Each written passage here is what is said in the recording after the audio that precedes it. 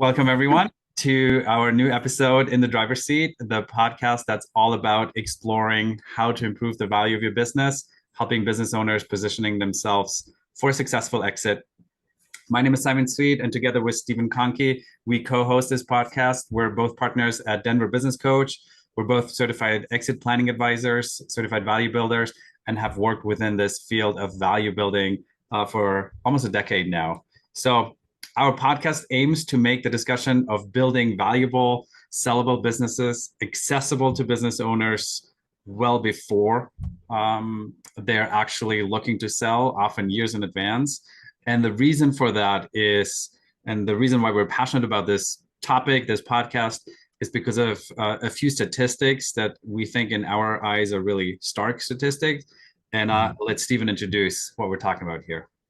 Yeah, thank you. So our whole purpose, our whole mission is driven by these stats that you mentioned, and it comes down to 3 out of 4 businesses that actually go to try to sell their business don't sell. Doesn't include the ones that just decide to shut down. That stat coupled with 70 to 90% of a business owner's entire wealth portfolio is tied up in that business.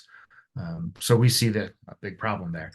A lot of business owners are going to sell their business and hear that they can't sell it or that it will sell for way lower than what they actually need it to sell for. And they're losing out on a ton of their wealth. So our whole mission is to change those stats, make them in favor of the business owner. That's what this podcast exists for. That's what our whole business, Denver Business Coach, exists.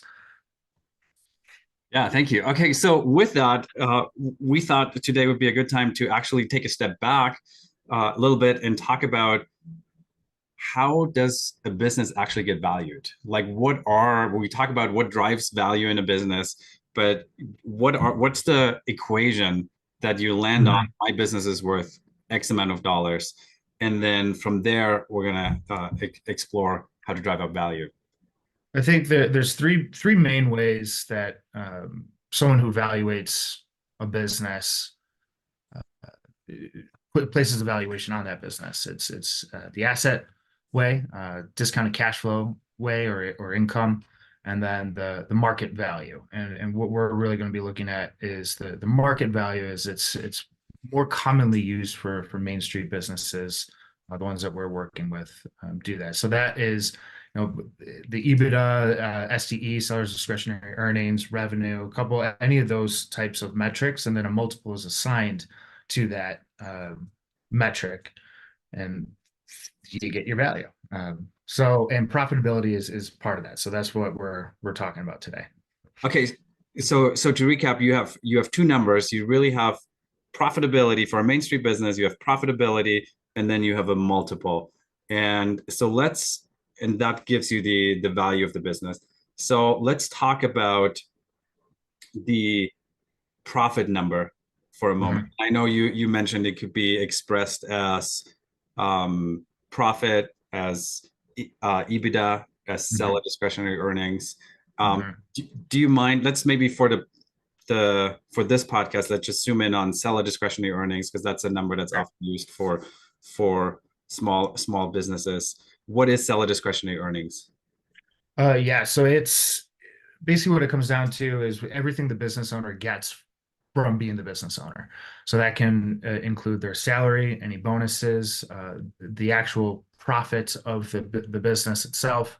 And then also when we do an adjusted EBITDA statement, it can also include add backs. So if the business owner is running their personal car through the business or is taking vacations on the business, those are typical things that we can see when it comes to that. But to simplify it, it's really their salary plus a profit.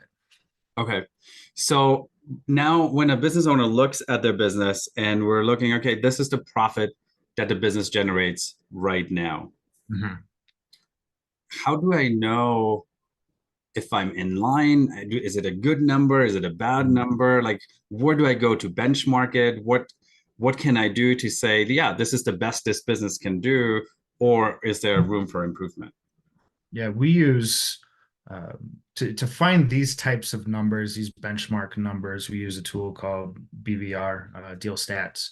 And what this tool shows us is businesses that have transacted under a particular NICS code.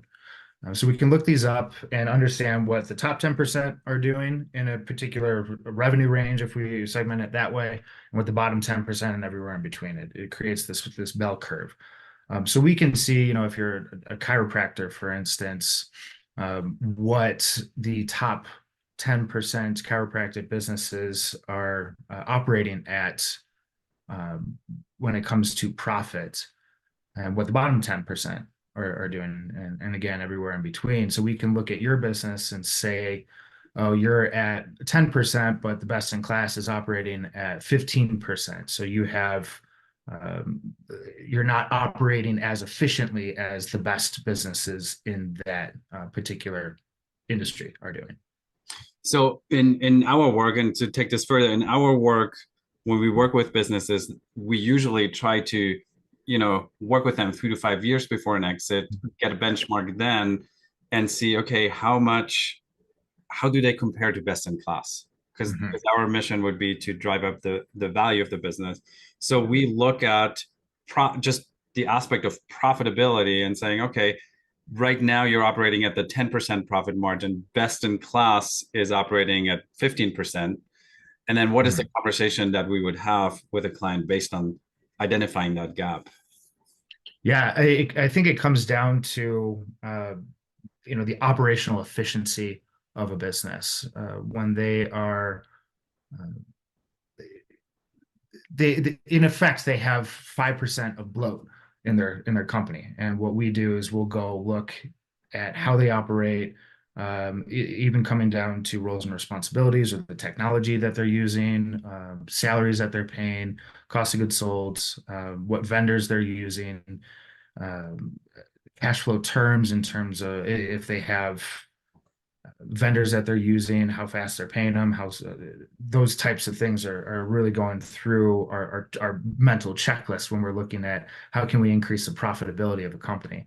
It's quite a lot that we do look at, but we recognize that there is room to improve just using those benchmark stats, and then we look to discover what it is. Yeah, I mean, one of the things from my own experience and with the clients that I work with, it's oftentimes the first time that they're really benchmark or understanding what the industry averages are. I mean, yeah. I would say there's industries like maybe in the hospitality restaurant business where you're pretty clear what is your food cost, labor cost, and most owners know kind of like the numbers to manage to, or what like industry averages are. But then there's other industries where they don't necessarily have ever explored that. They're just like, okay, this is the best my business can do, and I don't feel like I can have any more efficiencies or squeak out more profit. But then with some of the tools that we have and saying, okay, here's really what best in class does, it does open a new opportunity for new conversations. Like, okay, what would it have to look like if we did that, right? If we tried to get 5% more profit out, and depending on the size of the business, that can be a big make a big impact on the valuation. Absolutely, yeah. I think from some businesses that I'm working with, it's this similar notion of understanding where they fall on that spectrum of how am I doing. And I think that's a question that I hear often, especially with businesses that we start working with, is I want to know how I'm doing against the rest of the industry. So it's good that we can provide that information and then create a plan to say, if you're not best in class, for instance, how are we going to get there from a profitability standpoint? What are some so one of the things that I notice with clients is there comes a point when you're building value, you're building the company, and at some point you're really deciding, okay, now I have a definite point in the future that I want to sell. Maybe it's 2 years, 3 years, 5 years down the road. But the narrative changes, or the lens through which a business owner looks at the business at that point is a little different, which is really driving to these numbers of profitability, right, and driving value versus, okay, let's introduce new technology and let's do something different. And And so I'm just wondering how you're working with clients or how you're guiding their conversation around that. Um, at what point do you not just add more or stop trying out new things, but Yeah. really kind of like get very narrow in what to actually how to dial in your business?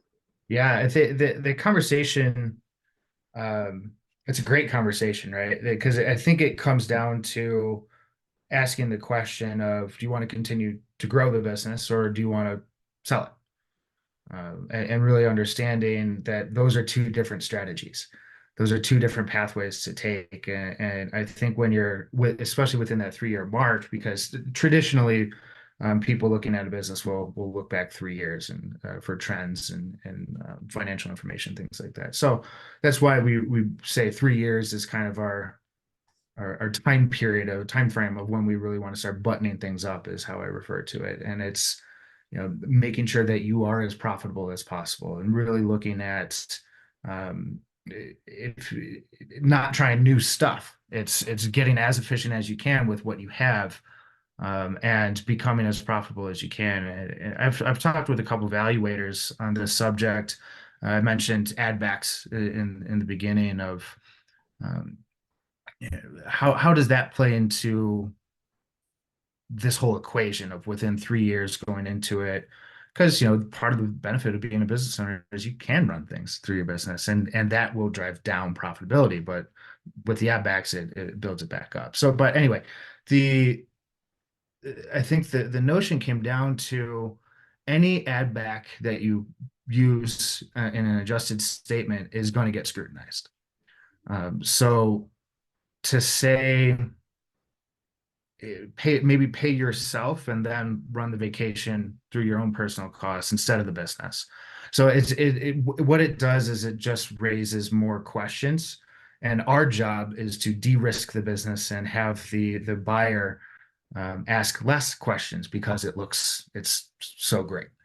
Um, so I think to kind of go back and to your original question is when you are within those 3 years, it's you're driving efficiency, you're driving profitability, you're driving operational excellence, and you're running the best business you possibly can, and not trying to implement a whole bunch of new things and trying new things out and then growing that way because that's a growth mentality. Yeah, And and I think that point is it's just really important because growth usually is expensive, right? yeah. And Hmm. and it's expensive in terms of oftentimes capital requirements, but it's also expensive in terms of owner involvement. It's Hmm. expensive in terms of you're putting in new processes. Possibly, if you're adding new things, you have to update your processes. They're not as dialed in. They're not as efficient. Hmm. So I just want to highlight this point really. If you're clear, you're really now having a point going to sell Hmm. it, like you're saying, efficiency and dialing in and optimizing what you currently have is really important. I think sometimes there might be like outliers where you really have an old piece of technology and you do need to update that to drive out. So, but it's very intentional at that point, and it's really geared towards that number that we said in the beginning is like, what is your profit? Like, how do you compare to best in class? And from there, what are the initiatives that we need to focus on to drive up the multiple. So anyway, just wanted to highlight that because Yeah, I think it's really from a strategy standpoint and what you focus on, it's really, really important. absolutely. There's ways we can when we're in the growth phase. I just want to bring up the tool Profit First that we use as well, and how that differentiates from a traditional way a business owner operates their business, and really looking at to simplify what profit do you want out of the business, Mhm. and starting with that, taking that away and putting that squirreling that money away, and then operating your business more lean. So it's just kind of flipping everything around instead of saying, what's my profit at the end of the day? It's this is my profit. How am I going to operate my business on what's left? Yeah, yeah, I love that. I know it's probably going to be a separate podcast uh, Yeah. on implementation and what we've learned with Profit First. But yeah, like managing backwards from we want to be at this number of profitability, therefore what does our budget need to look like, Yeah. expenses, profitability, etc. Yeah, excellent. Okay, Stephen, thank you so much. I think this was a really great conversation. As always, for our listeners, I hope you had some good takeaways from this. We always love your input on any questions you have, any comments. Maybe you are a business owner that is in that conversation. Maybe you are looking to learn more about the profit gap, or it's the first time that you're hearing that you can benchmark certain metrics in your business and want to find out. Reach out to us at info@Denver Business Coach. We're available. And otherwise, we look forward to our next episode. Thank you. Yeah. Thanks, Simon.